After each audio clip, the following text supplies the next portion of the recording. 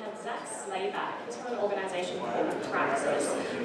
Those of you who don't know what Praxis is, it's a fantastic organization. Basically, they put students into an environment where they actually learn in the work environment rather than going to college. Now, if you look at the statistics in college, I think 70% of Americans go to college, and then I think about 2/3 of those people drop out. So clearly this is a system that isn't working for people, and Praxis is a great disruptive organization that is exploring space and seeing what other methods are there that could work better.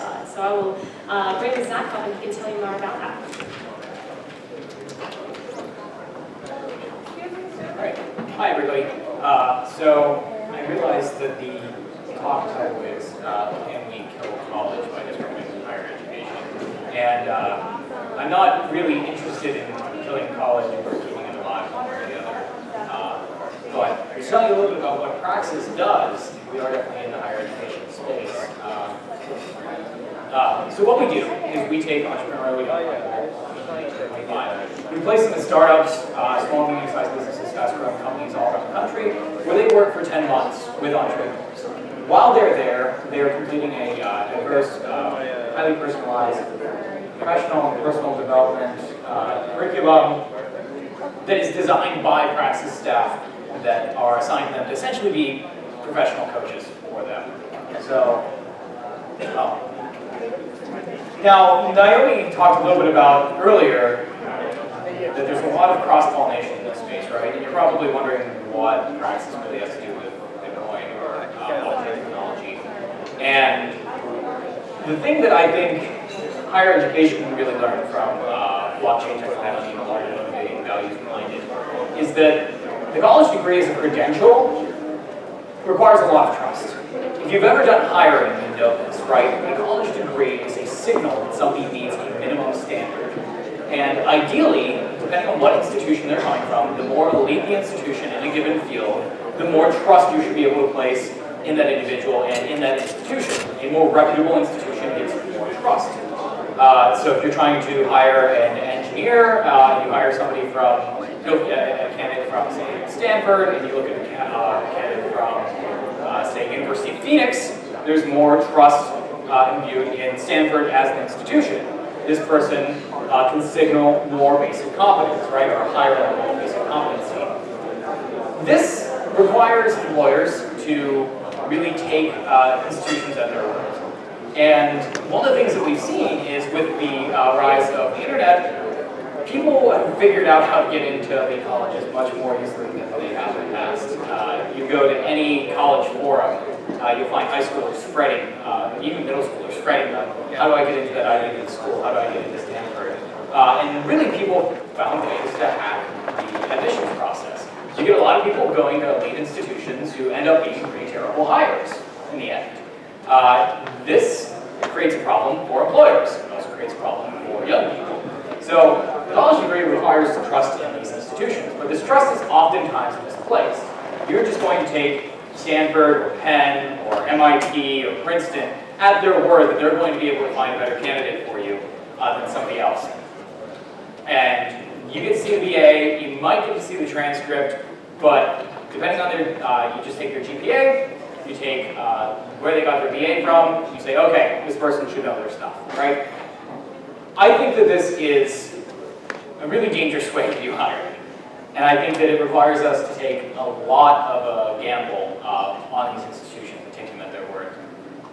So what we're trying to do with Praxis is we're trying to democratize the credential. We're trying to essentially open up the credential, remove the middleman of these institutions. We don't issue degrees. We're not a for-profit college or anything like that. We don't issue transcripts. We don't issue grades in any way. What we do is, when our participants complete a module in their curriculum, so say they're doing their digital education module and they want to build a website and they're actually going into sales or something like that, or they're doing their philosophy module, which we have built by philosophers around the country, rather than have them take an exam that just says, you know, if you get a certain number of questions right, you're going to get this grade on the exam. That grade on the exam translates into an excellent understanding of certain concepts in philosophy, for example. What we do is we let them sit down and have a conversation with a philosopher. And we record that and we put that up open to the public. So if somebody is doing hiring, they want to know, does this person, is this person able to do study? Are they able to study? Are they able to execute on projects? Are they able to actually know their stuff? Instead of trusting us at our word and us taking years and years to build up a reputation as an institution that sends high-quality people when this person has a transcript from us, we just make it open for everybody. You can just go view a podcast, essentially, with this young person who maybe wants to start a cloud accounting company, where they're talking with somebody who started another cloud accounting company. And you can make that judgment for yourself. There are no do-overs. There are no practice questions. They come in, they sit down, and they test their knowledge for the real world, for everybody to see. So we look at ourselves, our entire team has been following Bitcoin for several years. Mark Andreessen was mentioned earlier, and I'm on board with him that Bitcoin is, blockchain technology is as big as, if not bigger than the internet. We're probably in the early stages of that, but there are a lot of implications for that in every field, and that includes education. So we are democratizing the credential in this way. We are allowing people to verify the knowledge of the people they're going to hire, or the people they're going to work with directly. You're a venture capitalist, and you want to potentially invest in somebody who's gone through Praxis, who's launching a project. You're an angel investor. But one of the ways that traditionally angel investors, venture capitalists will look at candidates is on their education. You don't have a college degree to go by. Some of our participants have college degrees. We don't discriminate one way or the other, but imagine this person doesn't have one. You can actually just go see if they know their stuff.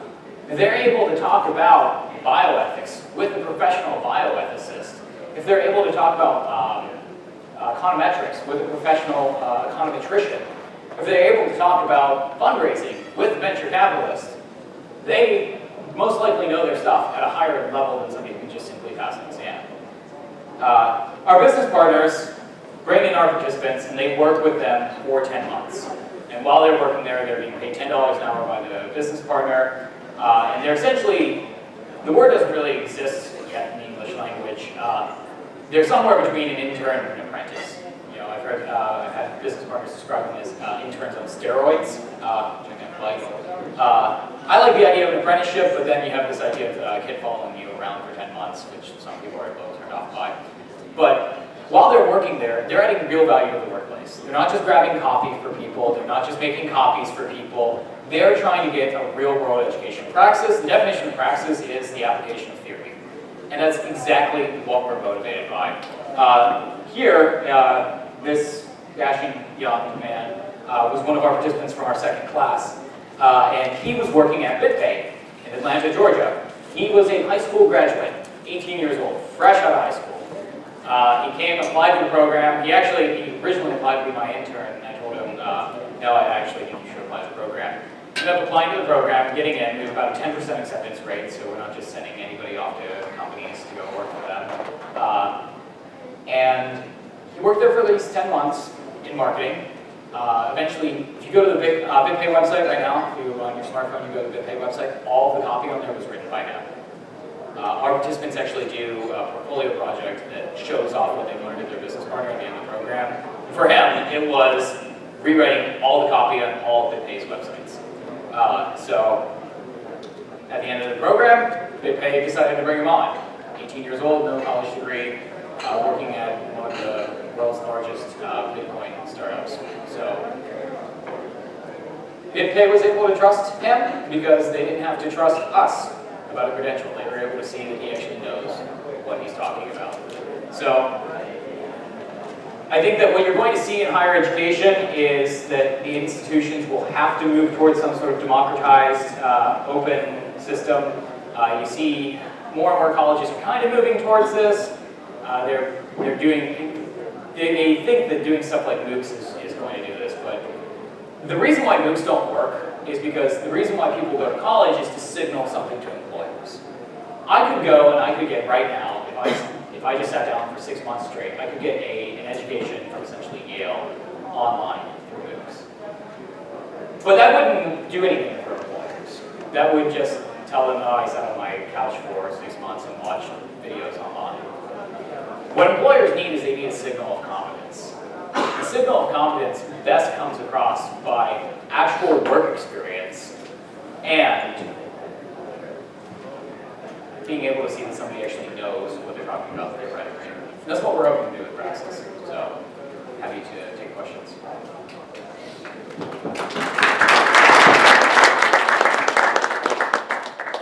What's your pipeline or availability of students or potential super interns?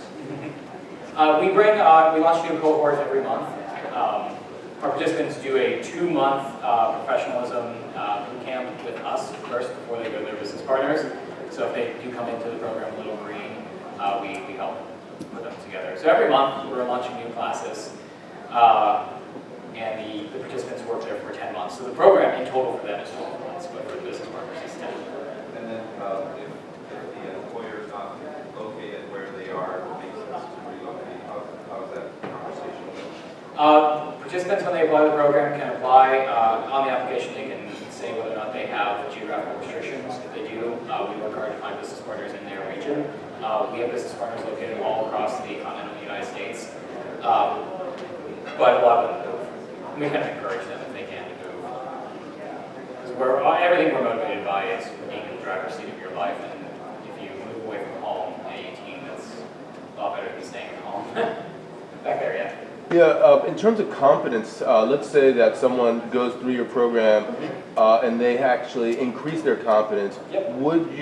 What mechanism do you have for them to redo the interview that they had done before they increased their competence level? Yeah, at the end of the program, they are allowed to redo. It is noted in their interview that they did redo it, but they're allowed to do that once for every module that they go through. We do a new module every month.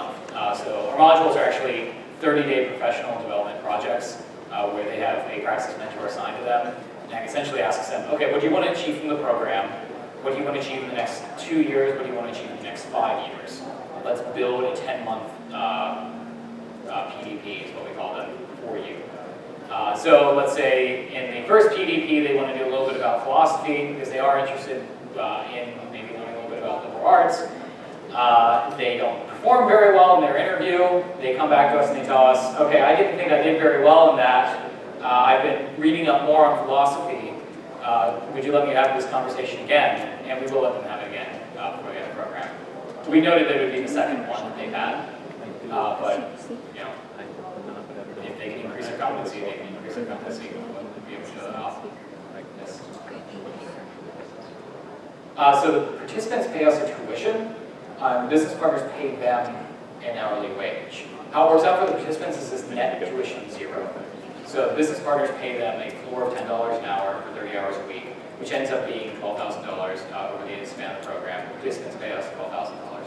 We do have a nonprofit foundation that gives out scholarships rather regularly. Our initial business model included having business partners just pay us, and we would send them high quality talent, but that's illegal under U.S. legal law. So you're clearly philosophically around blockchain technology and further colleagues as well. Do you see any way to be able to leverage blockchain technology directly with Praxis? I hope so. You know, I would say we just achieved product market fit. We actually just did a minor iteration of the program where we expanded it from 10 months to 12 months. But I would like to see that in the future, probably with the curriculum component. So we do, I mean, on a very basic level, you know, we accept Bitcoin, things like that. CoinCongress is another business partner of ours. We get our BitPay, CoinCongress, Bitcoin-oriented business partners. But in the business model and the structure of the program, I'd love to see that down the road, maybe 1 or 2 years. Yes? Are you supported by like the whole FAFSA program whereby students can... No, we don't take student loans. You know, one of the reasons we founded Praxis was so many people were graduating college with so much debt. Praxis is affordable, it's 1 year. And like I said, we do have a nonprofit set up that does do tuition reductions. Yes? How many applications are you seeing? How many applications do we get, or do we accept? Or you mentioned 10% acceptance rate. Yeah, we have about a 10% acceptance rate. So we just switched actually from a 2-class per year model to a new class every month. So on the old model, we were getting about, I'd say, 100 to 175 applicants per class. That's without much marketing spend. So now we're getting a couple accepted in-place participants every month. So our next class launches in September. We do an opening seminar in Austin, Texas. We do our closing seminar with the Teal Foundation, either here in San Francisco or the other location that they do every year. And then we start another class on our new model in October. Yes? One more? Yes. Hey, Zach, I think this is really cool. So do you have a particular specialty that you look for? I mean, it sounds like you sort of business, marketing, Yeah. or No, we don't specifically look at any one area. So I do business development. So my primary job is going around adding new business partners to the network, essentially going to them saying, you're a growing company, what kind of talent do you need? Let me provide you with that talent. A lot of the time, if it's an engineer or a developer, a lot of those kids, though not all of them, can just go and get the job themselves. Praxis does offer the coaching component, and we actually offer that without the placement to business partners for half price. So we have had participants do that. A lot of our business partners need salespeople. A lot of our business partners need marketing people. And those are fields that if you're an 18-year-old right now, you almost always have to, you're told you have to get that college degree to do that. But I'm being told different things by business partners. so you see Iron Yard, we were talking about. Yeah, we talked about Iron Yard. Iron Yard is More the tech side. yeah, it's more the tech side. I mean, we do have people who do development, but there's kind of a selection bias. The kind of type A, outgoing, charismatic person that tends to apply to Praxis is somebody who's better fitting in sales. Though we do get, people who do engineering and things like that. Great. Thank you. So much, Zach.